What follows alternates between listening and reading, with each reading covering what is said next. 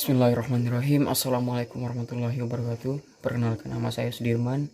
Saya dari kelas akuntansi pagi 2. Nah, di video kali ini saya akan menjawab soal-soal yang telah diberikan pada lembar soal UTS mata kuliah bisnis digital.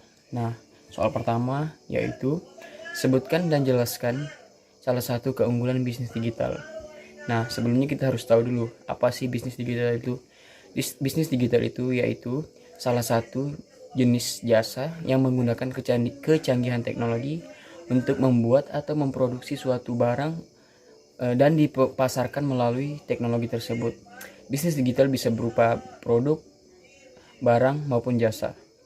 Nah, apa saja sih keunggulan bisnis digital? Nah, yang pertama yaitu biaya operasional lebih murah. Tentu dengan menjalankan bisnis digital, biaya yang dikeluarkan relatif murah karena kita tidak perlu menyewa ruko ataupun menyewa toko, dan kita tidak perlu membayar gaji karyawan. Nah, yang kedua, jangkauan pasar lebih luas.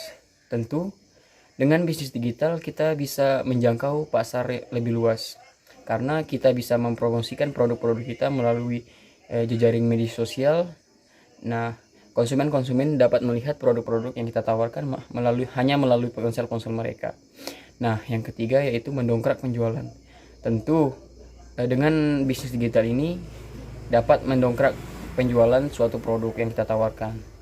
Namun saat ingin mempromosikan suatu produk, kita harus paham betul atau harus menggunakan strategi pemasaran atau marketing yang baik agar penjualan atau profit barang yang kita tawarkan meningkat ataupun mendapat penjualan yang lumayan atau sangat besar. Nah, yang keempat yaitu dapat memenangkan persaingan.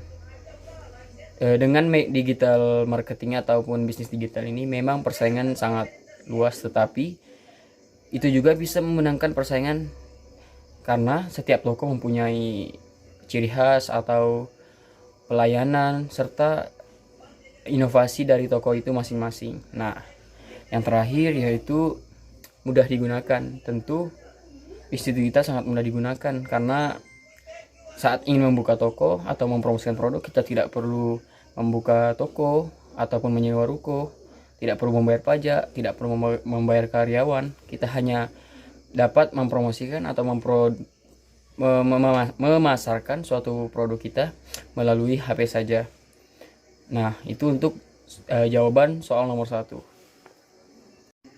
Oke, selanjutnya soal nomor 2 yaitu sebutkan dan jelaskan contoh dari transformasi digital.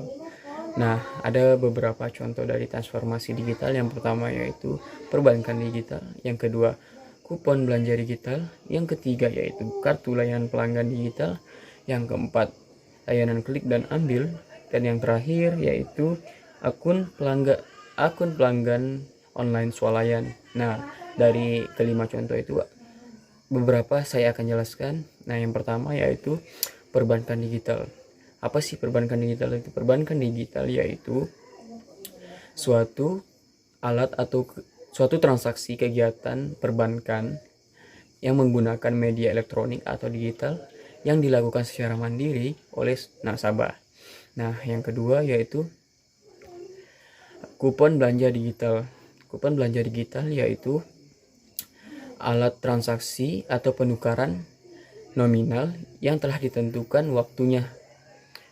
Nah, yang ketiga yaitu layanan klik dan ambil.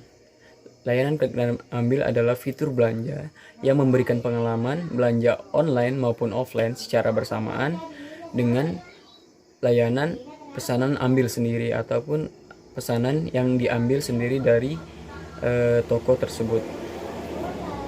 Nah, selanjutnya yaitu soal nomor 3 tentang sebutkan dan jelaskan permodelan suatu bisnis. Nah, model bisnis yang baik atau bagus salah satu faktor utama keberhasilan suatu bisnis. Nah, adapun beberapa permodelan bisnis yang perlu kita ketahui di dunia ini yaitu yang pertama yaitu marketplace, selanjutnya yaitu infomediary, ada advertising, merchant, manufacturer, affiliate, community, subscription, dan yang terakhir utility on demand. Nah, dari beberapa contoh permodalan tersebut, saya akan jelaskan beberapa dari permodalan bisnis. Nah, saya akan menjelaskan tentang marketplace. Marketplace adalah suatu bisnis yang mempertemukan antara penjual dan pembeli di suatu tempat. Contoh dari perusahaan ini seperti Bukalapak, Shopee, Lazada, dan lain-lain. Nah, selanjutnya yaitu advertising. Advertising adalah model bisnis yang menghubungkan para pemasang iklan dengan pemilik media.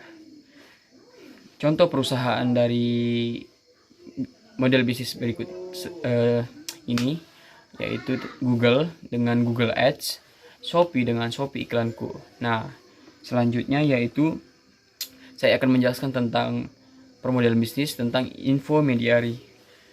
Model bisnis ini menghubungkan konsumen dengan akurasi informasi yang spesifik dan bernilai. Contoh perusahaan ini adalah Kompas dengan Kompas ID dan Bloomberg dan Bloomberg Terminal.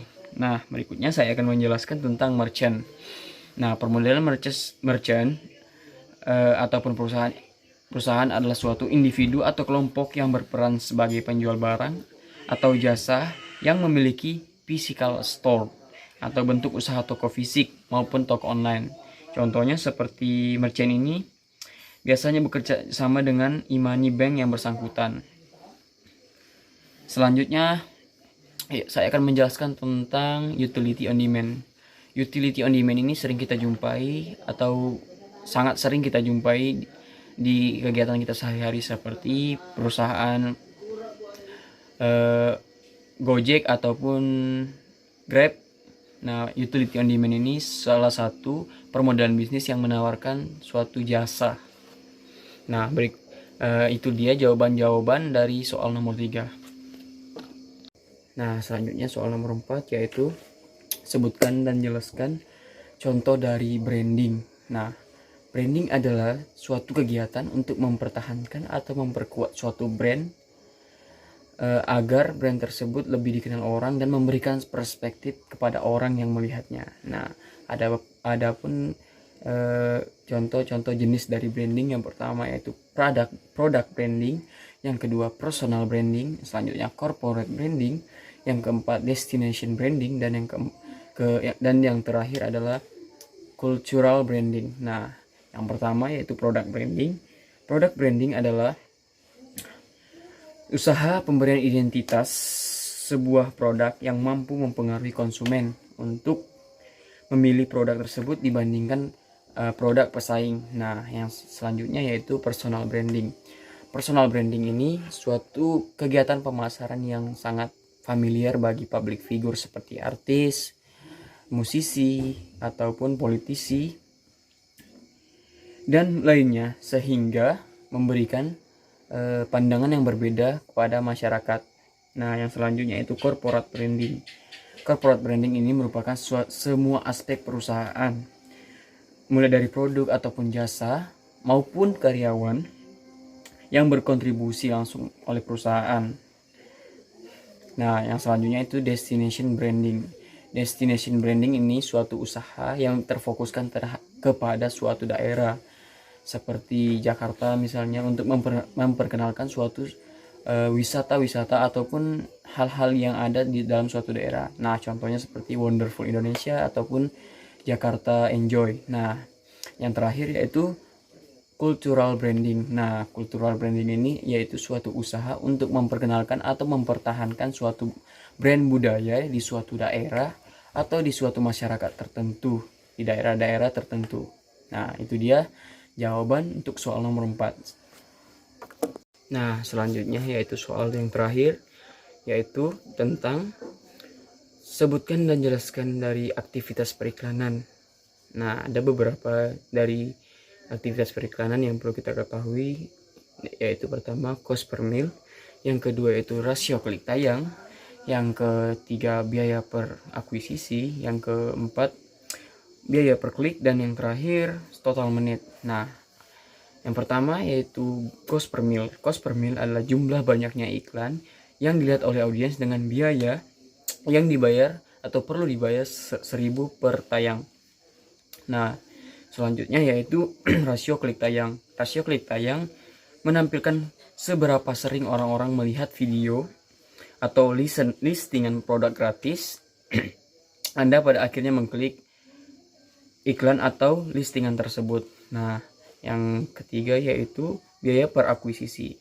Biaya per akuisisi adalah biaya iklan yang dibayarkan untuk penjualan yang dilakukan. Biaya iklan yang dilakukan untuk penjualan yang dilakukan. Nah, yang keempat yaitu biaya per klik. Biaya per klik ini biaya untuk membayar setiap klik pada setiap iklan. Nah, yang terakhir yaitu total menit. Total menit di sini bahwa metrik yang digunakan untuk mengukur total waktu yang dihabiskan di halaman web daripada jumlah tampilan yang ada di web atau di halaman web. Nah, berikut itu adalah soal atau jawaban yang telah saya jawab di soal nomor 5. Nah, mungkin itu saja yang dapat saya jelaskan pada soal-soal yang telah diberikan oleh dosen mata kuliah bisnis digital. Kurang dan lebihnya saya mohon maaf. Wassalamualaikum warahmatullahi wabarakatuh.